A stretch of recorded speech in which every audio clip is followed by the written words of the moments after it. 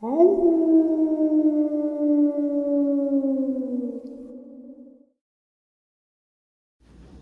and salutations, everyone. I hope everyone is doing well, and welcome to today's upload. Before we jump into it, a couple quick links. As many of you know, I rely on Patreon, PayPal, channel membership, and the merch to help the channel to continue to grow and go.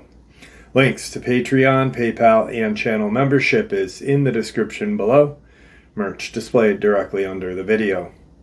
Also, Dogman, Frightening Encounters, Volume 1 through 3, the audiobook versions. They were written and researched by Tom Lyons, narrated and produced by me, Jeff Nadolny. These audiobooks are available on Audible, Amazon, and iTunes, links to which are also in the description as well. And finally, last but definitely not least, if you'd really like to help support the channel to continue to grow and go, simply subscribe. It does not cost a cent. Click that like button, takes half a second. If you don't want to miss out on any of the informative uploads that I put out daily, click the bell icon, and folks, please leave a comment and share the video. Why? Well, because these things really do help the channel to continue to grow and go. They definitely do matter, and they are appreciated.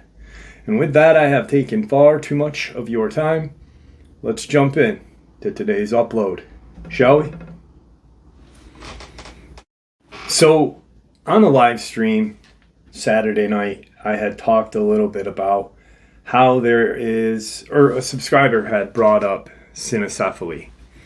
And it's always interesting because anyone who has been in the field of looking at cryptids and researching these things, and also having a YouTube channel, watches it's almost like a circle of information shared, and then like every 4 years it's recycled, and then like there's new people being introduced to the topic of Dogman, just of cryptids in general.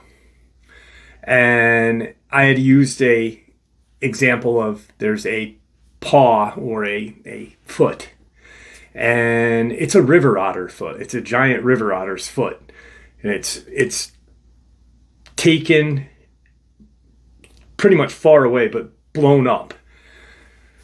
So and then just all you see is this river otter's foot, and immediately a few people, whoever was responsible for it, said Dogman foot.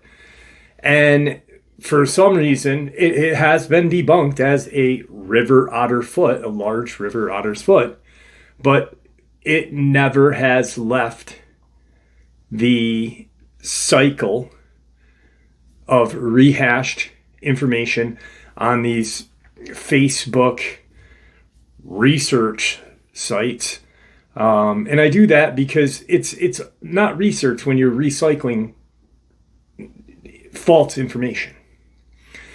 And then when the person in the live stream had said, have you ever talked about, or what do you think about Cynocephali? And I was like, well, I've done probably 6 different uploads on them. It's, this person new to the channel, and wanting to possibly introduce me to something new, something I've never heard of, which I respect, because that's what this field is. It's sharing information. But the 8 years of this channel's existence, I've pretty much covered almost any kind of historical event and looked into a lot of it as well. And then I started to talk about a little bit of things that I knew that I had talked about in previous uploads when discussing the Cynocephali, and a few of my subs hadn't heard the uploads, and they were like, that makes sense. I would be mad too. And they know exactly what I'm talking about. And I'm not saying me, I'm saying why the Cynocephali would be mad, why things quite possibly worked out the way they did.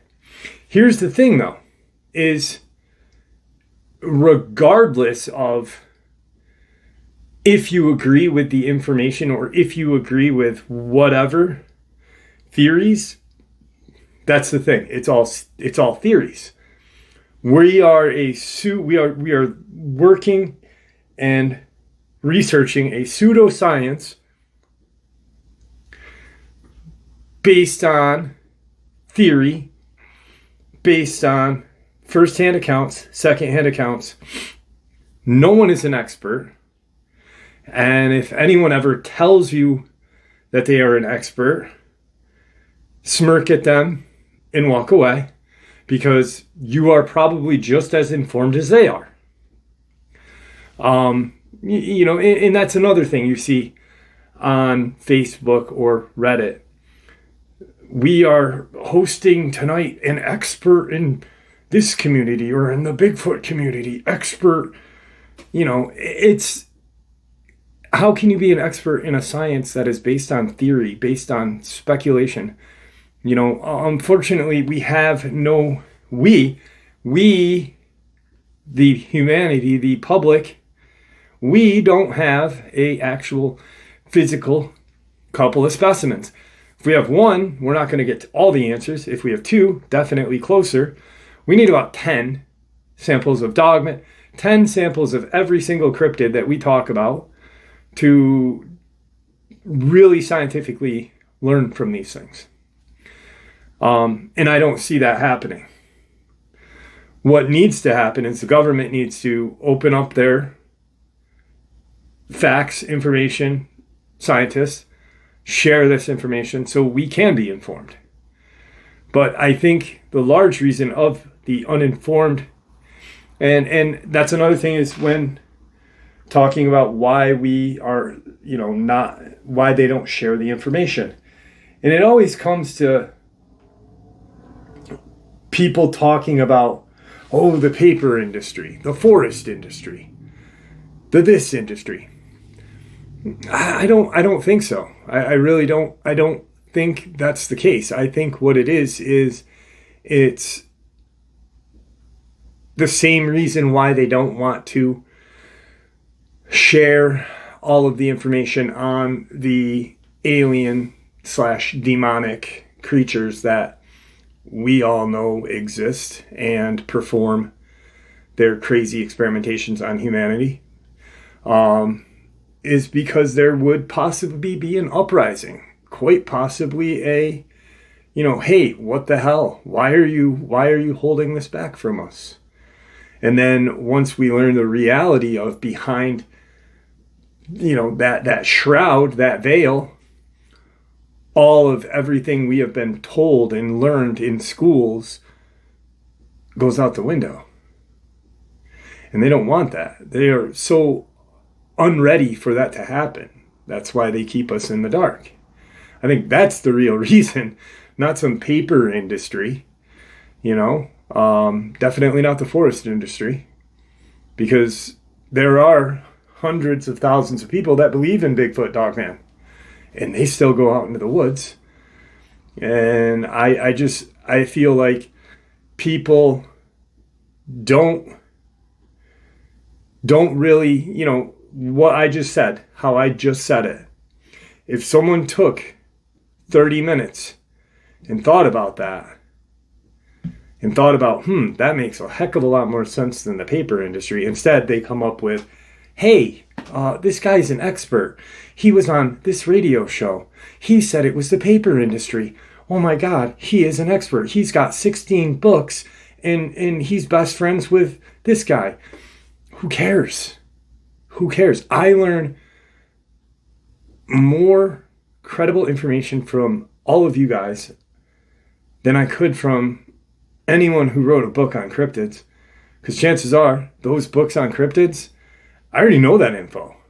You already know that info. It's just like recycled information from Facebook, Reddit.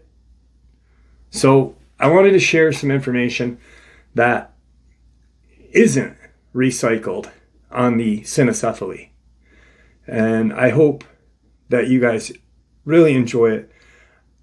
And my hope is that instead of taking me for my word, that you listen to what I said and the references that I share. Look into those references. Jump into that website. Learn about these secret books, these books that aren't talked about, these just writings, these theses that aren't shared commonly. And then that way it's not just, we're taking him for his word. No, you are actually, instead of being an armchair researcher, you are actually researching.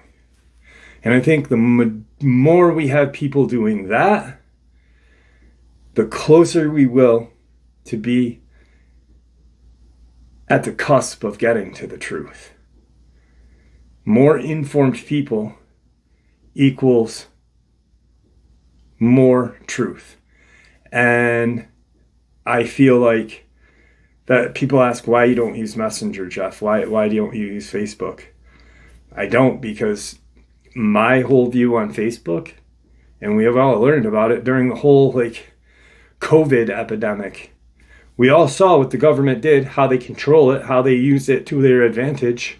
It's already been proven true, They've infiltrated it and they use it. So why not use it to keep us in the dark on everything else?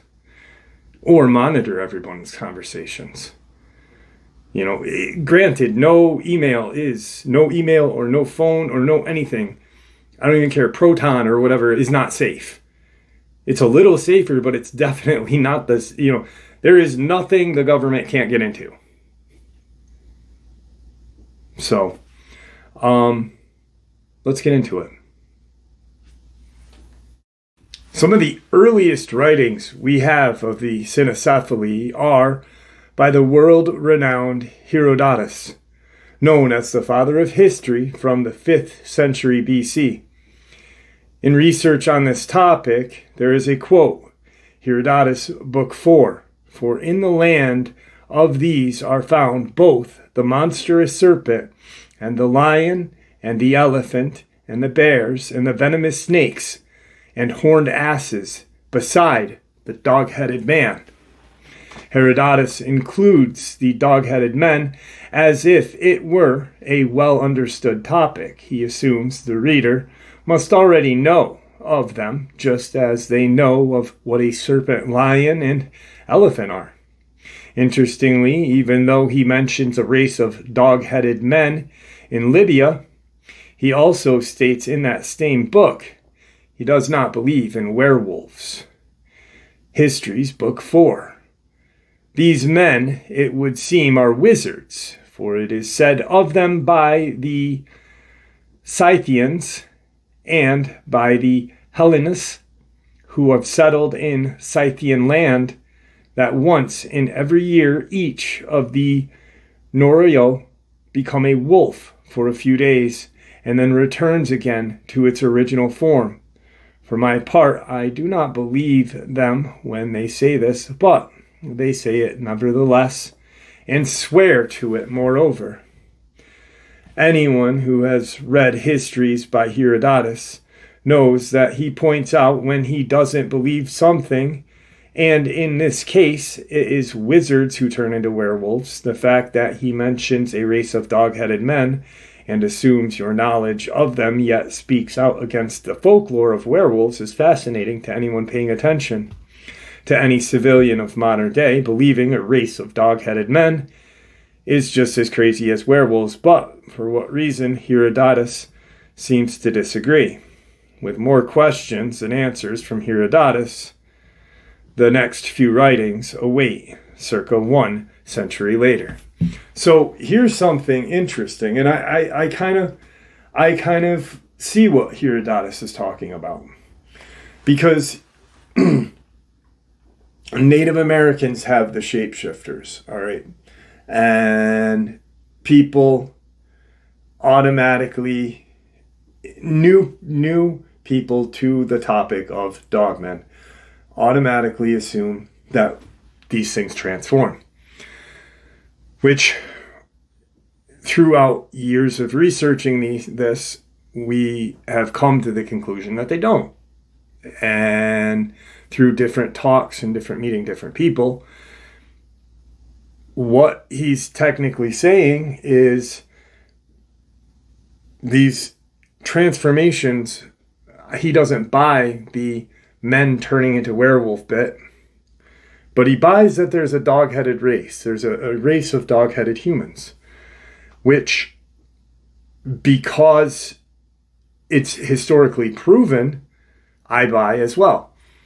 There's a race in Sumerian text talking about a dog-headed race of aliens.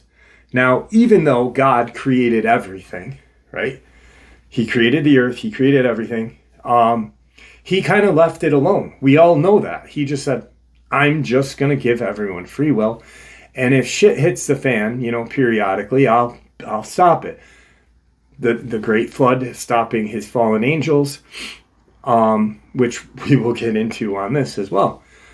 So, but he didn't just create us. There were other races of he created the universe. So any other kind of living being in that vast universe, he created as well. And I believe that these creatures, these advanced beings, these demons, these aliens, they use portals to travel. They can either come through these portals with their saucers. I say saucers, but flying ships. That, to me, that's a more logical explanation. And I did an upload the other day talking about how there's a case where a gentleman described how a 42-month journey traveling with extraterrestrial all the way across our solar system takes 42 months, but by them bending space. So one portal, two portal, their universe, or their planet, our planet. Space is bent, portal hit, and it takes 42 months for that short period. But if they were to open space, 100,000 years. I believe these creatures have figured out how to use that and do that. Also, what I believe is with that Sumerian text is this dog-headed race of aliens is the Cynocephali. I believe Dogman is Cynocephali. It's one and the same. It's not some just mythical race of humanoid that just disappeared. We're still seeing them on the planet today. So let's get into it. Cynocephali is a Greek physician and historian best known for his works in Persia and India. He lived in the 5th century BC. These are based on his own experiences as a physician at the court of the Persian king Artaxerxes II. One of his works, he wrote about the Cynocephali in India with quite a bit of detail. Cynocephali. On these, the Indian mountains, there live men with the head of a dog whose clothing is the skin of wild beasts. They speak no language, but bark like dogs, and in this manner make themselves understood by each other. Their teeth are larger than those of dogs. Their nails are those of these animals, but longer and rounder. They inhabit the mountains as far as the river Indus. Their complexion is swarthy. They're extremely just, like the rest of the Indians with whom they associate. They understand the Indian language, but are unable to converse, only barking and making signs with their hands and fingers by way of reply, like a deaf and dumb. They are called by these Indians Kalisteri. In Greek, Cynocephaloi, or Cynocephali, which dog-headed. They live on raw meat in a number about 120,000. They number 120,000. The Cynocephali, or Cynocephali, living on these mountains, do not practice any trade but live by hunting. When they have killed an animal, they roast it in the sun. They also rear numbers of sheep, goat, and ass, drinking the milk of the sheep and whey they have made from it. They eat fruits whence ember is produced. Since it is sweet, they also dry it and keep it in baskets, as the Greeks kept their dry grapes. They make rafts, which they load with this fruit, together with well-cleaned purple flowers and 260 talents of amber, with the same quantity of purple dye and 1,000 additional talents of amber, which they send annually to the king of India. They exchange the rest for bread, flour, and cotton stuffs with the Indians, from whom they also buy swords for hunting wild beasts, bow and arrow, being very skillful in drawing the bow and hurling a spear. They cannot be defeated in war, since they inhabit lofty and inaccessible mountains. Every 5 years the king sends them a present of 300,000 bows, as many spears, 120,000 shields, and 50,000 swords. They do not live in houses, but they live in caves. They set out for their chase with their bows and spears, and as they are very swift by foot, they pursue and soon overtake their quarry. The women have a bath once a month. The men do not bath at all, but only wash their hands. They anoint themselves 3 times a month with oil made from milk and wipe themselves with skins. The clothes of men and women alike are not skins with the hair on it, but skins tanned and very fine. The richest wear linen cloths, but they are few in number. They have no bed, they sleep on leaves or grass. He who possesses the greatest number of sheep is considered the richest. And so in regard to their other possessions, all, both men and women, have tails above their hips like dogs, but longer and much hairier. They are just and live longer than any other men, 170 years, sometimes 200 years. Really quick, anyone who, and I've had these discussions with different people, and I have, like, I'm just like everyone else. If I have a theory and I feel my theory is strong, I will defend it. And I'm guilty of, as everyone is, we are human. And when we feel our theory is right, we'll fight it, I am just as guilty. And, people, I have had arguments with different people that I'm friends with, not not some random person. I'm not going to, go and attack somebody. Not arguments, but discussions, I'd say. Never leading into any name calling or anything. And I will share my view. Now, one thing that that anyone who says Cynocephali is not a dogman, that they are different. Cynocephali just described a dogman. Now, people may say, but Jeff, they seem different, but yet very similar, right? Well, there's a history to that, and why. They live on mountains. One, they cannot be defeated in war. 120,000 of them. In that book, Danny Van Drimeny, Them and Us, he describes a dogman, minus the tail. He doesn't put in, he doesn't talk about a tail, but he describes similar description of what a dogman is, minus the tail. But these creatures, their teeth are large. They have nails.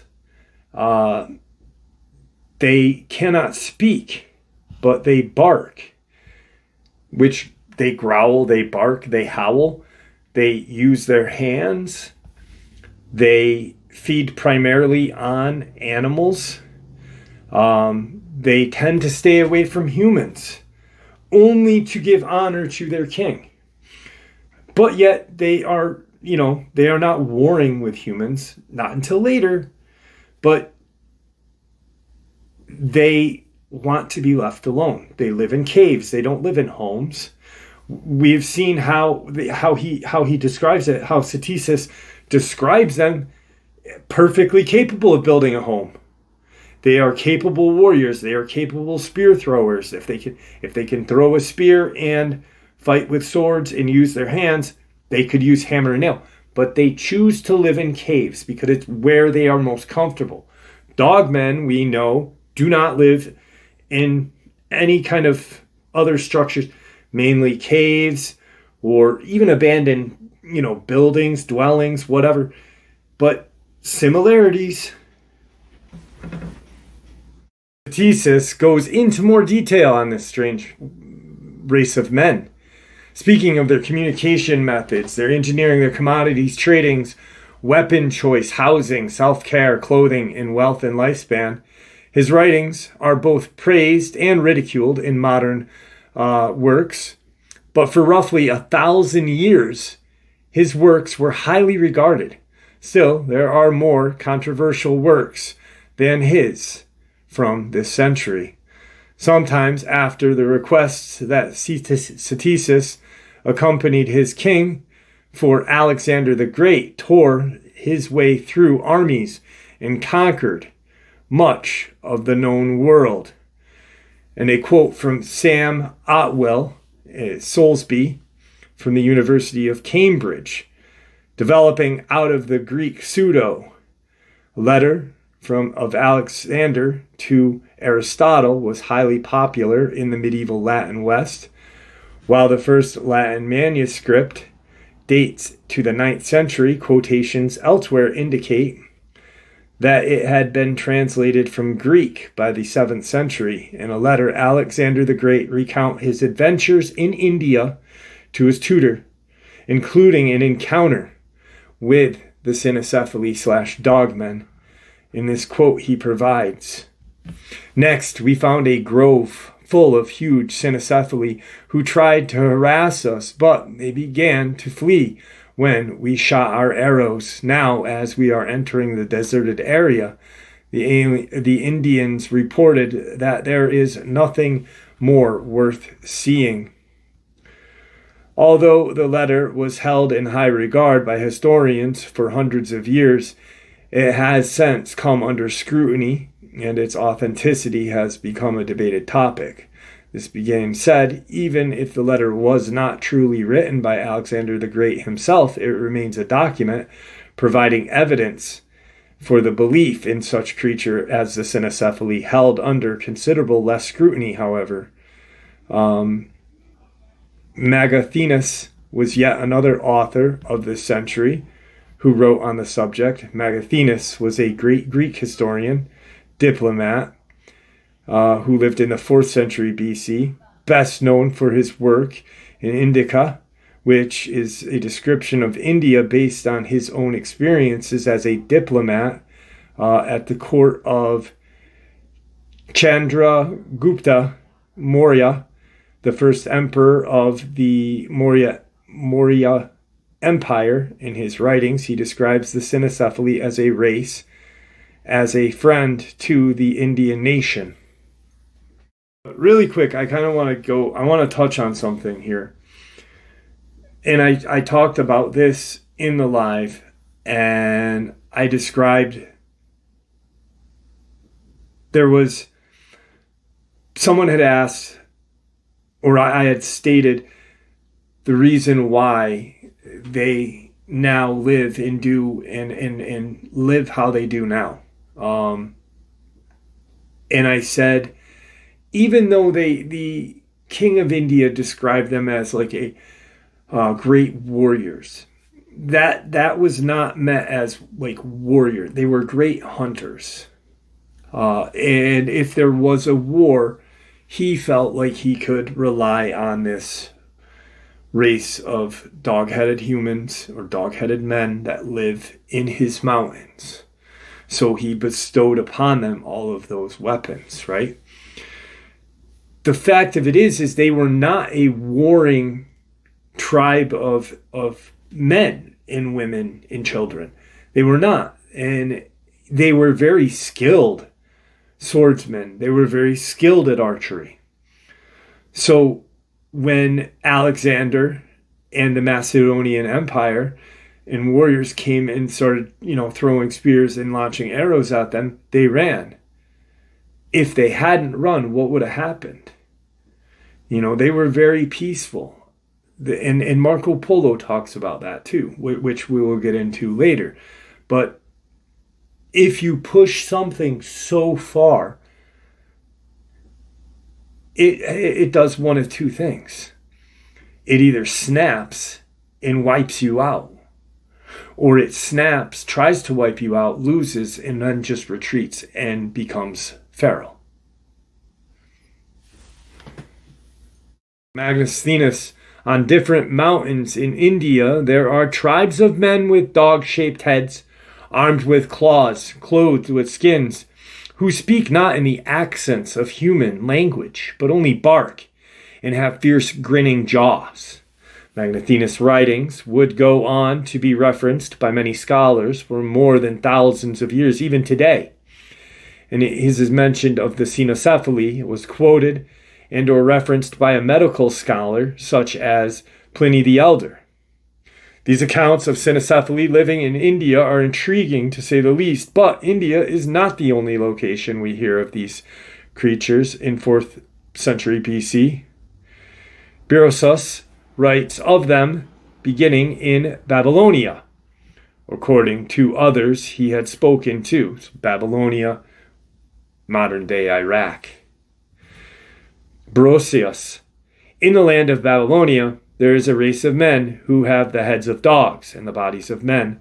They are said to be very wise and able to predict the future. Berosus was a Babylonian priest and astronomer who lived in the 3rd century BC. He is best known for his works, Babylonica,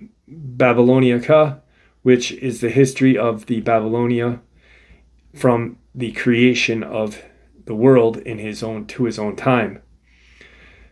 Manetho was an Egyptian priest of the god of Hephaestus in the delta of Egypt, who lived during the Ptolemaic kingdom in the early 3rd century BC. He is best known for his works, The History of Egypt in Greek, which is the only surviving comprehensive ancient Egyptian history known from that period. In the very writing, he spoke of the Cynocephali living in the land of Punt in Africa.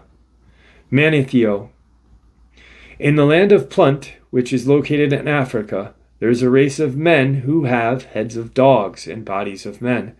They are said to be very intelligent and to be able to speak the language of the Pluntanese. Manetho's work was popular in the ancient world. It was translated into Latin and Syriac and is used by later historians such as Joseph and Eusebius. Some scholars claim inaccuracies in his writing, but his works, along with the rest of these sources, aren't foolproof arguments on their own. But collectively, they do. You have all of these works that, you have this from this guy, this from that guy, this from this guy, this from that guy, all from different parts of the world, different cultures, different traditions. One account is one account. When you have 10, then you get a painting. Then you have a picture of something that truly exists. It's kind of hard to, you got 10 different people saying one thing. You have one person, you can kind of, hey, how good is your credibility? But then you have 10 people that say the same thing, talk about the same thing in different cultures. it's kind of hard to disregard at that point, I'd say. I mean, for me, it is. 1st century BC/AD, Pliny the Elder, Pompanos, Malaya, Strabo, Pliny the Elder. Roman author, naturalist, and natural philosopher, best known for his works, Naturalist Historia, an encyclopedia of the natural world.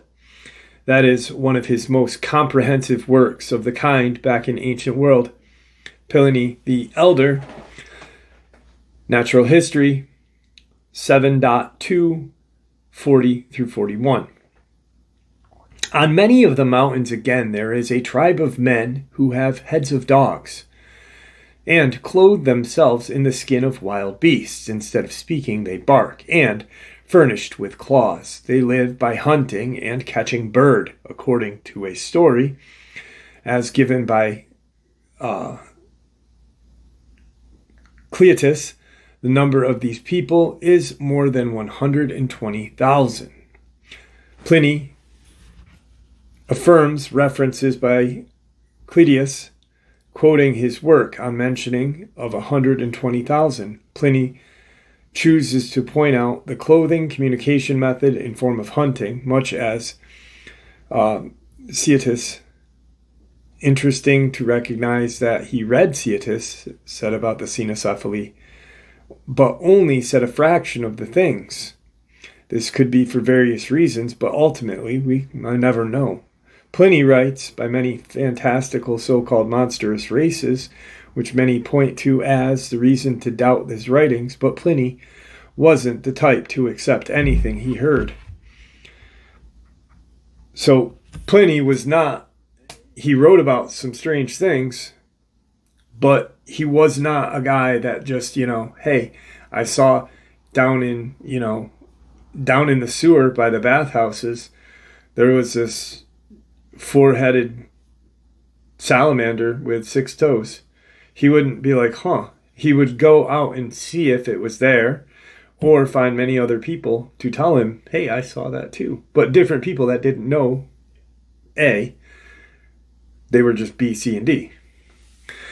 That the men have turned into wolves and again restored to their original form. We must confidently look upon this as untrue, unless indeed we are ready to believe all tales, which for so many ages have been found to be fabulous, but as the belief of it has become so firmly fixed in the minds of the common people, as to have caused a type of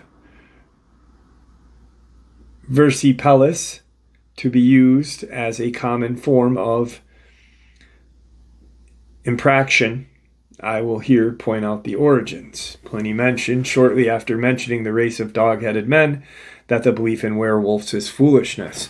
So again, I will believe in these dog-headed men because so many people have seen them. Hell, maybe he has even seen them. We do not know, since the burning of the Library of Alexander, I bet you documentation had been stored of possibly these men coming into these cities, even in Babylonia, they had them. A different culture, different tribe, but same race, quite possibly. Pliny mentioned shortly after mentioning he seems to have believed their evidence of one or none of the other. This echoes the perspective of Herodotus. Pliny mentions of Cynocephali is somewhat brief compared to the ancient scholar he references, but he isn't the only Roman scholar of his time to mention these creatures. Pomenosus Mala. In the island of Cynocephali,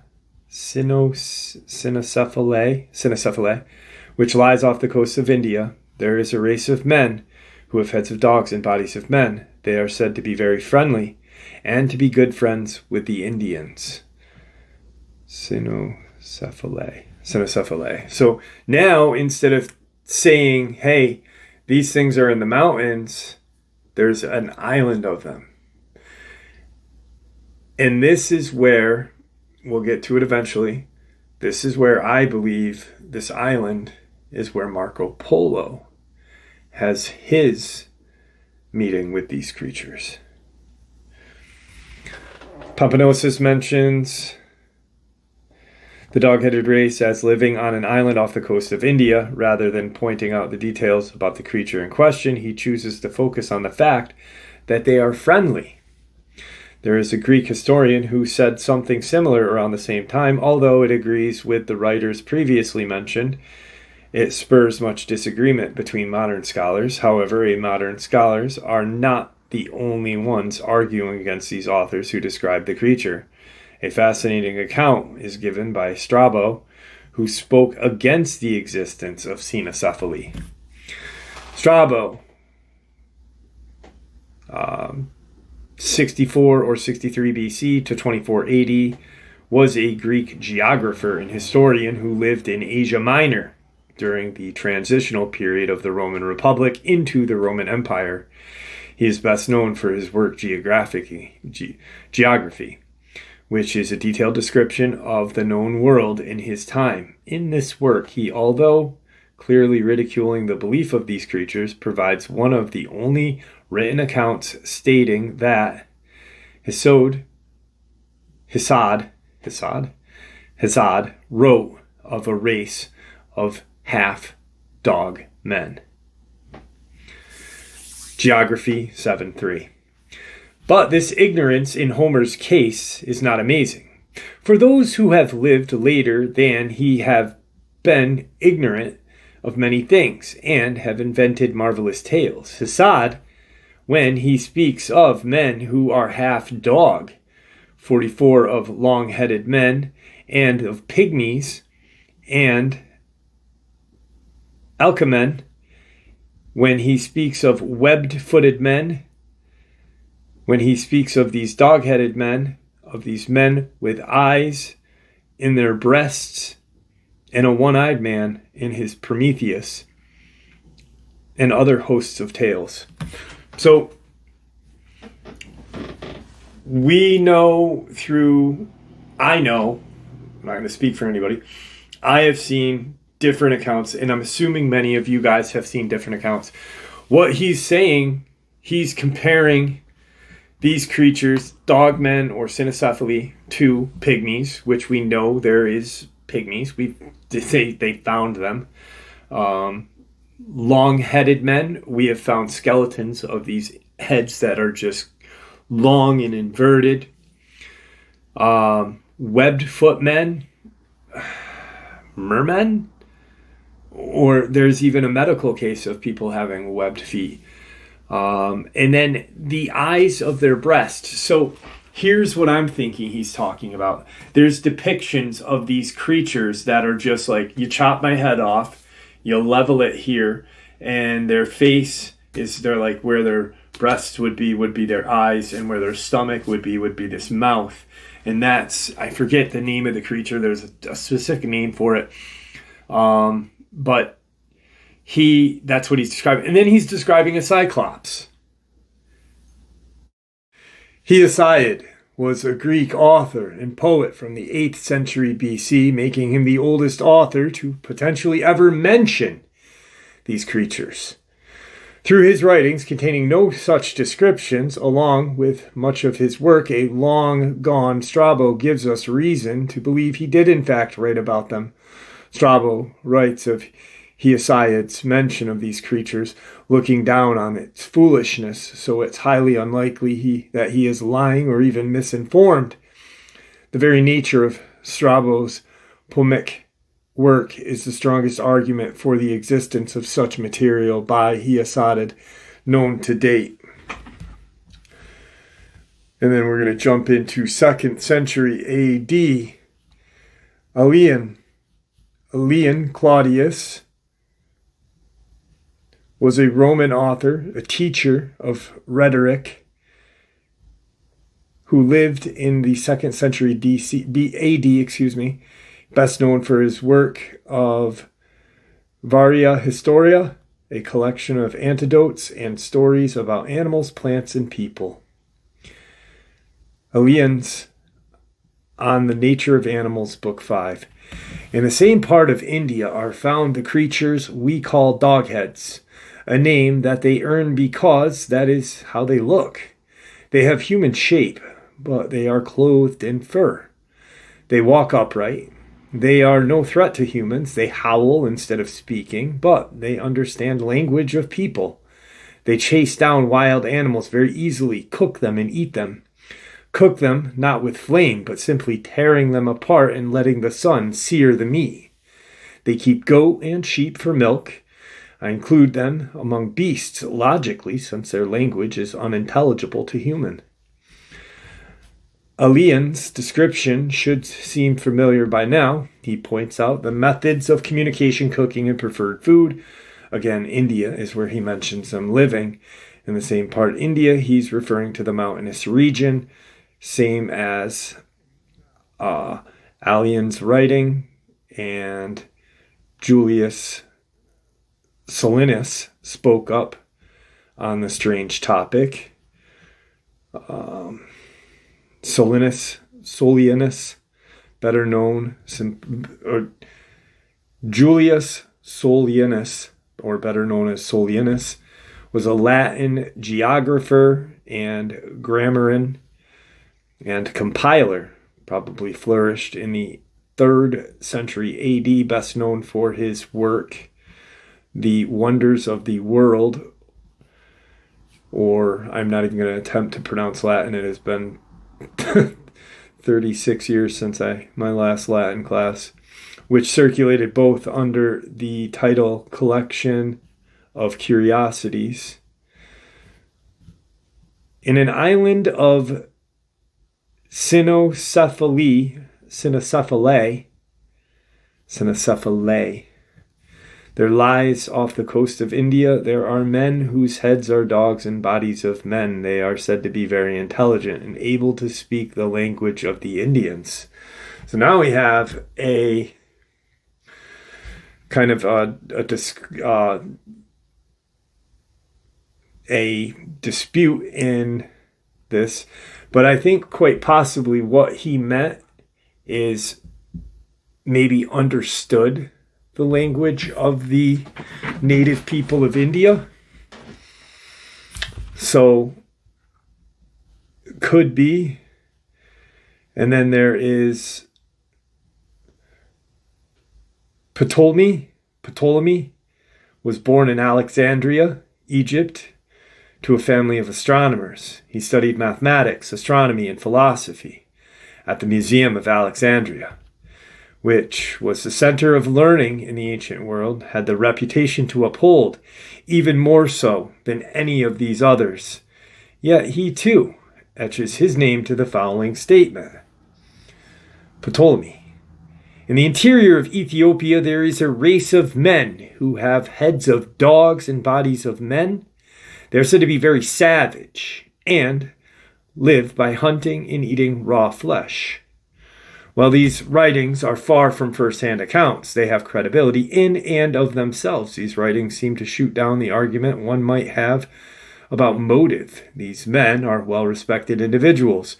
Much like those who have wrote the original statements, they had little to gain and so much to lose in terms of their reputations, especially back then. I mean, the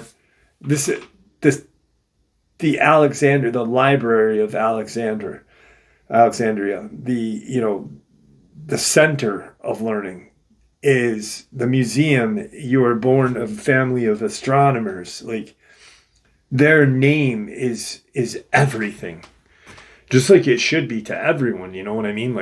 Like our word is our only thing we really truly have. So like this back then, why would he so much to lose? So much to lose, yet not much to gain by talking about these. 5th century AD, St. Augustine. Augustine City of God.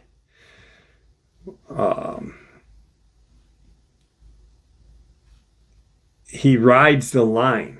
All right, so St. Augustine doesn't say they exist and doesn't say they don't exist. All he does is stay kind of the middle course.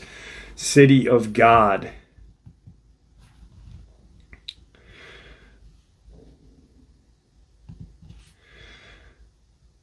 Wherefore, to conclude this question cautiously and guardedly, either these things which have been told of some races have no existence at all, or if they do exist, they are not human race, or if they are human, they are descendant of Adam. He, not knowing for sure, points out, not everything should be taken at simple word of many, nor should it be outwardly denied on the grounds of unlikelihood.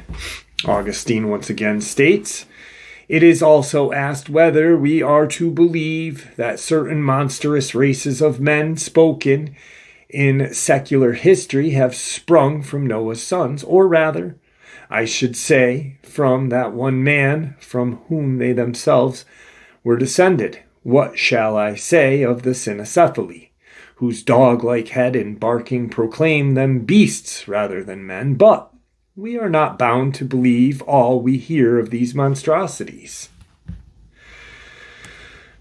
By the 5th century, it seems the existence of the Cynocephali is in question by some and still professed by others. Augustine acknowledges a popular topic. Isidore of Seville, 7th century.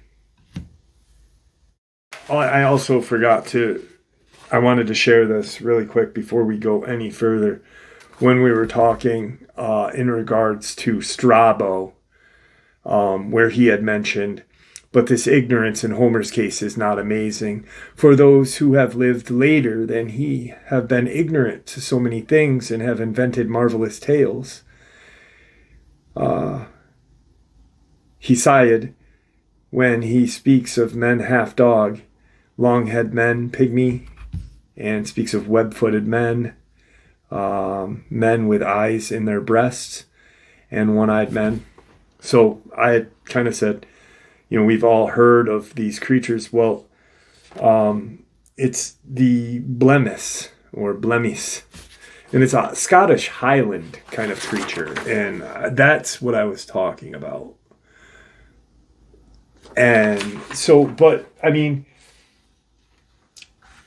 you have to think, we are talking about Rome, which expanded. It was huge. So, like, it wasn't just, tales from Scotland and England and such were incorporated into Roman discussion and lore and whatnot. So I just wanted to share that before we got any further. Once again, I apologize for jumping back. Isidore of Seville, 560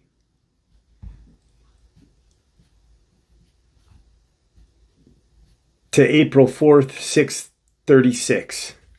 A Hispano-Roman scholar, theologian, Archbishop of Seville. Widely regarded, in the words of the 19th century historian Montalembert, as the last scholar of the ancient world. Isidore, a skilled diplomat, he helped negotiate peace between the Visigoths and the Byzantine Empire. He was a wise and learned man, respected both Christian and Muslim. His most famous works was the Etymologies, the vast encyclopedia of knowledge that is divided into 20 books. Etymologies covers a wide range of topics, including grammar, rhetoric, philosophy, and theology, and natural science. Popular work in the Middle Ages is used by scholars and students for centuries. This is what he states. Just as individual nations, there are instances of monstrous people, so in the whole of humankind, there are certain monstrous races, like the giants, the Cynocephali, the Cyclops, and others. The Cynocephali are so called because they have dog head, and their barking indeed reveals that they are rather beast than human. These originate in India.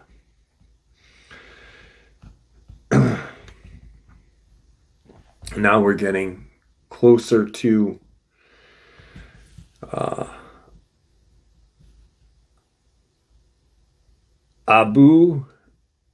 Abdullah Muhammad al-Idrisi,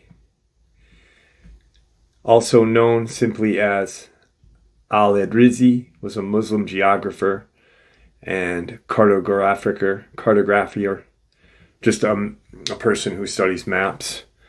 Served in the court of King Roger II at Palermo, Sicily. He was born in Ceuta, belonging to a Almoravid dynasty, one of the most advanced medieval world map makers. He writes in a book about the maps called Kitab. I'm not even going to attempt to speak Muslim, but the book translates to the Book of Pleasant Excursions to the Regions of the World. The book is a description of the world, and it includes information about geography, history, and culture in different regions. In this book, he writes of the Cynocephali as being in China and actually able to speak Chinese. In the land of China, there is a race of men who have heads of dogs and the bodies of men. They are very intelligent and able to speak Chinese. Al-Idrisi wasn't the only to claim Cynocephaly was in Asia. Later, Marco Polo actually made a claim of a fierce group of creatures living outside of Great Khan's territory. So, this is where I believe we start to see the kind of advent or whatever to what we have as modern day Dogman from Cynocephaly to now. Marco Polo, as everyone knows, Venetian merchant and explorer, traveled to Asia along the Silk Road between 1271 and 1295. His travels were recorded in the Travels of Marco Polo, the book that describes for Europeans the wonders of China, its capital Peking, now Beijing, and other cities and countries around Asia. Marco Polo writes, "In the land of Lofoian, which is near the Great Khan's dominions, there are men who have heads of dogs and bodies of men. They are said to be very fierce and live by hunting." Whether or not Marco Polo saw these creatures himself, we do not know, but their existence was still clearly believed in China in his lifetime. Vincent of Beauvius, a French Dominican friar and encyclopedist, living from 1188 to 1264, best known for his Speculum Maius, a massive encyclopedia that was one of the most important works of scholarship in the Middle Ages. Brilliant worker, thinker, prolific writer. His work had a profound impact on the development of scholarship and education in the Middle Ages. He is considered one of the most important figures in the history of the Dominican order. He speaks of Cynocephaly as being off the coast of India, much like others. There are men with dog head. They are said to inhabit the island of Cynocephali, which is situated off the coast of India. The next one is rather interesting. 14th century, John Mandeville. Now, historians believe that there is no evidence that he existed. Officially, the work that he wrote is believed to be fiction written by an anonymous author in the 14th to 15th century. Because the book is titled The Travels of Sir John Mandeville, which was one of the most popular books in the Middle Ages. The book describes Mandeville's travels to Asia, Africa, and the Middle East. This book, however, fantastical as it may be, irrefutably contains perfect, accurate information alongside the fantastical. In fact, this work was even used as reference by Columbus. It describes well-known nations and people, their beliefs, their alphabets. It's also written from a Catholic perspective, which is interesting. The work mentions Cynocephali in considerable detail, the beginning of which is as follows. Men and women on an isle have heads of dogs. They are called Cynocephales. These people, despite their shape, are fully responsible and intelligent. Also mentions their culture, religion, weapons, clothing, kingship. One of the least credible sources of information on them, but still plausible. Now, there's something that I had researched and had read somewhere, and I don't remember where, but supposedly, I want to say it was Marco Polo, and I do believe it was. Supposedly Marco Polo had come across the Cynocephali in his travels and had traded with them because he described the vast amounts of purple, which was mentioned by many other scholars and writers previous in BC and in AD. But he mentions how they were very intelligent, yet they didn't speak. They used their barks and like a dog, like whimper and whatever, however a dog communicates, along with their hand gestures and stuff. But eventually, and this is what I shared last night, eventually these creatures were then taken advantage of because they were not warlike. They were not fighters. They were hunters. And because of this, humans took from them and didn't give back, didn't trade the bread and whatever they used to trade for. Humans said, nah, screw that. They are beast, we are humans. And a result of that caused them to flee away from humanity and not trade with the traders that they used to trade with and go deeper into the wilderness. Now, with that being said, why wouldn't these things, like I said, the advent of what we have now, you have a peaceful tribe of dog-like humans, dog-headed humans that traded, were intelligent and this and that, and worked along with humans, like shared in life. Then humans betrayed and took advantage of and probably killed a shit ton of them. And then they went into the woods. And so when humans went into the woods, what automatically would these creatures think? They're here to invade our space. We don't have much. We just want, our land that is here so we can hunt and live. And then bam, they would attack humans.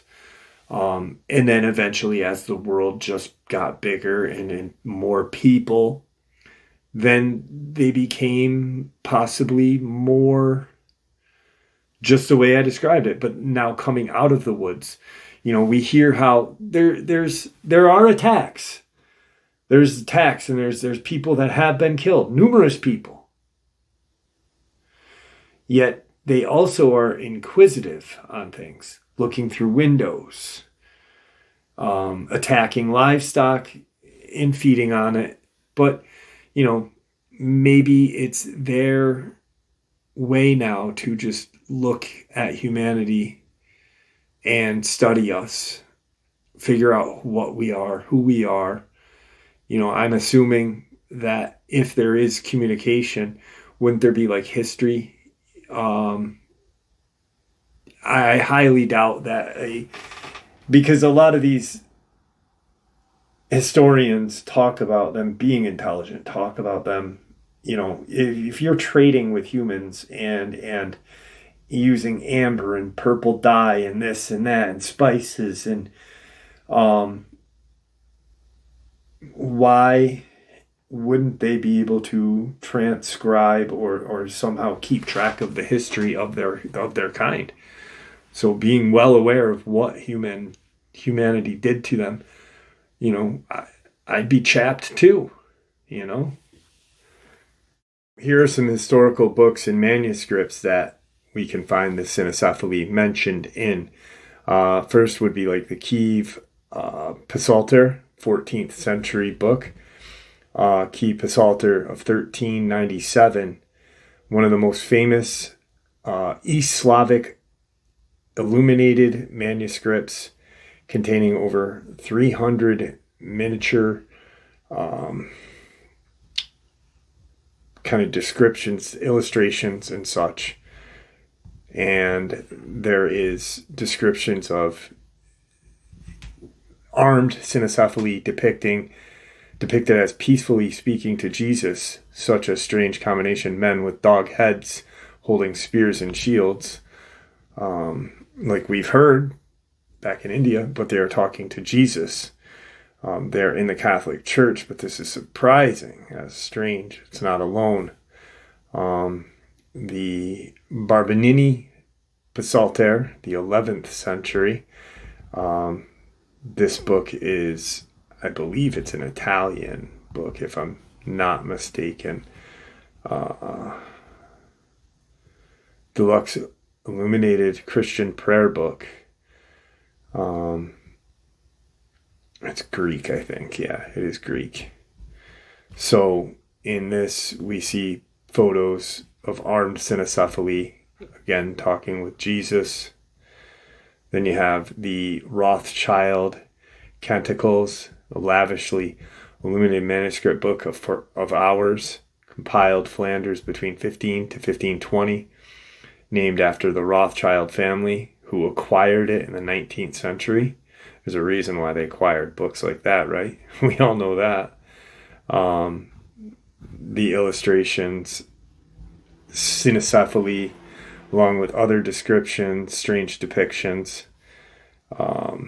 There's just a lot of different kind of not photos, but depictions of Cynocephali in these books and such. And then we can get to one of the most strangest, I think, and I've done a whole video about this, St. Christopher. Now, my view on that is, well, I'll share the info first, and then St. Christopher has a very strange story of how he became a saint. It involves converting Cynocephali that he encounters. We know now that the concept existing within the minds of Catholics, but Christopher became a connection to the whole collection of evidence. Passion of St. Christopher, translated by William Henry Holm, 1889. I saw a race of men who had heads of dogs. Their teeth were sharp, like the teeth of lions. They were very strong and fierce, and they ate human flesh. This quote is from The Passion of St. Christopher, a text written after the close of the Renaissance that tells a story of the saint's life. In the story, Christopher encounters a group of dog-headed people while he traveled through the forest. The Cynocephali are initially hostile to him, but they eventually befriend him, and he help them convert to Christianity. Now, people may say, there's different beliefs on why or how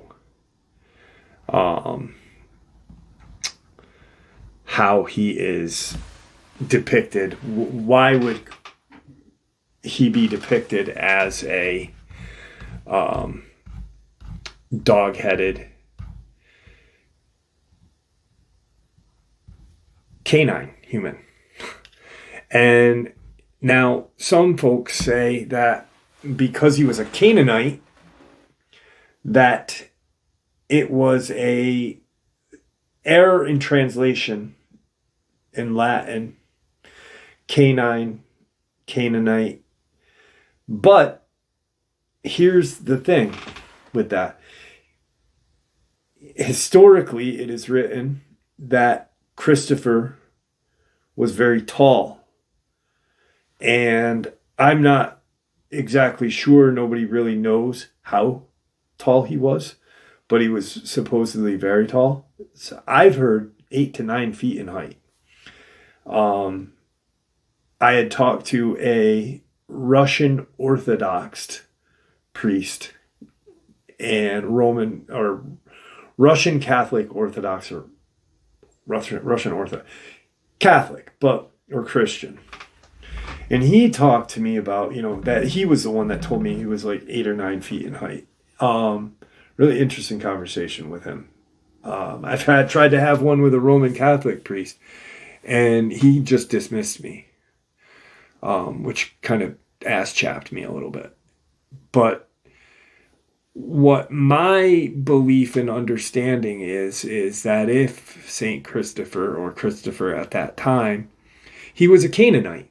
And we know that in the Bible, the Nephilim are as powerful giant offspring between the sons of God, or the daughters of sons of God, and human women, appearing both before and after the Great Flood.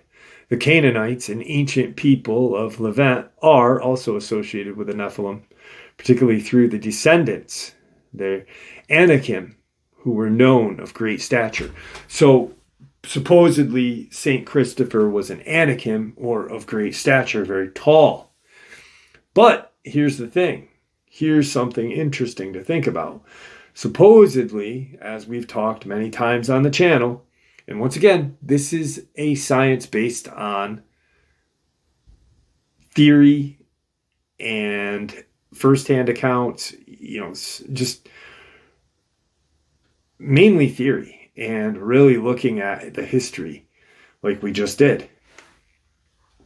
My belief is that because the Canaanites were descendants of the Nephilim, supposedly, now we know that the fallen angels, not only did they breed with the daughter of man, but they did genetic experimentation on animals, creating half animal, half human creatures. Dogmen are half human, half animal creatures, supposedly. So with that being said, it would make interesting sense in theory that Christopher being a Canaanite would be, quite possibly, he did have a dog head. Right? So then you've got all these illustrations going back from the 14th century of these dog-headed Cynocephali talking to Jesus peacefully. What if they were approaching Jesus to say, hey, we have a man who is whole and pure. He looks like us, but he loves God. He loves Catholic Christianity. He preaches it and this and that. Can you help him? Can you transform him to a human? And what if by chance that's the reason why? We see those depictions of these Cynocephali soldiers possibly talking to Jesus, helping St. Christopher become human, or he was a human that helped the Cynocephali, and as a punishment was turned into a Cynocephali by God. There's two different theories on why, but if you really think about it, Canaanite, I don't really see the really large possibility of there being a mistranslation in Canaanite or Canaan and canine. Yes, they look similar, sound similar, spelled differently, but I mean I just don't see the educated, well-versed men of that time mistranslating something and then leaving it. So either it could have been that he was born a Cynocephaly, and why we see these Cynocephali talking to Jesus, these soldiers of the Cynocephali race talking to Jesus in depictions. Maybe they approached him and said, hey, we have a friend, a man who teaches us Christianity. Can you reward him and help him become human? That's all he wants. Or because God really was pissed and, almost like that great flood punishment. Oh, you want to talk to the children of the Nephilim, the grandchildren of the descendants of the Nephilim. You want to turn them and help them become Christians without praying to me first, or possibly, we don't know, but pretty good theory. Here, I'm going to turn you into one if you want to bed talk with these things and eat with them and break bread with them. And, I didn't mean bed with them like human angel, but I meant like just sit with them, break bread. Here, I will turn you into, because the God of the Old Testament was kind of a punishing God. So who knows? Who knows? Or maybe it was just lost in translation. I don't know. But like I said, we have groups of descendants, the Anakim and other giant-like groups in Canaan. And then you have the Rathim, which were remnants or descendants of the pre-flood Nephilim. So who really knows? It's theory, it's speculation, and it's quite possibly the history of Dogman. I know that, I just wanted to share what I knew and the information that I've compiled with you guys and put it all out there, because to me, it all needs to be out there to make our theories more plausible to us. And knowing the history of all of the depictions and descriptions of the Cynocephali, it's kind of hard to even say Dogman doesn't exist now. Just like in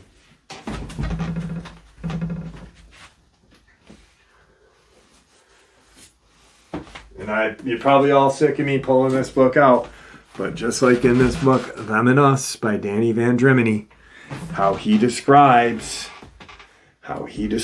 what the Neanderthal looks like.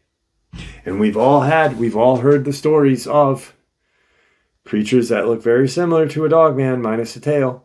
And per Victor, gentleman that was on my show for quite some time, he told us that there were two different breeds of creature.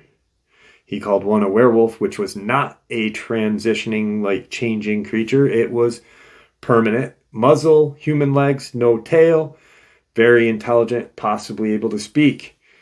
Dogman, no speech, hocked legs, tail, large muzzle. So maybe, just maybe, in these depictions from different people, maybe there was that race of dog-headed people that could speak the Chinese language, and then the ones that couldn't, the dogmen and what Victor called werewolves. I don't know. Just some interesting information that I wanted to share with you guys, and I hope that you guys found it as fascinating as I did, because like I said in the live stream, there's a lot of recycled information out there, and a lot of what I just shared isn't. So with that, I'd like to thank you all for supporting the channel.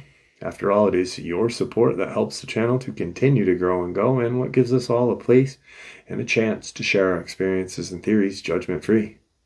Everyone is simply treated with the respect that we deserve. So please stay safe, happy, healthy, and ever vigilant, keeping an eye on our children, pets, family, and our friends. These creatures are real. These events, well, they've happened. Share this information with those you love and care about, and it may just help save their lives someday. Until next time, never stop asking questions, never stop searching for the truth. And God bless you all.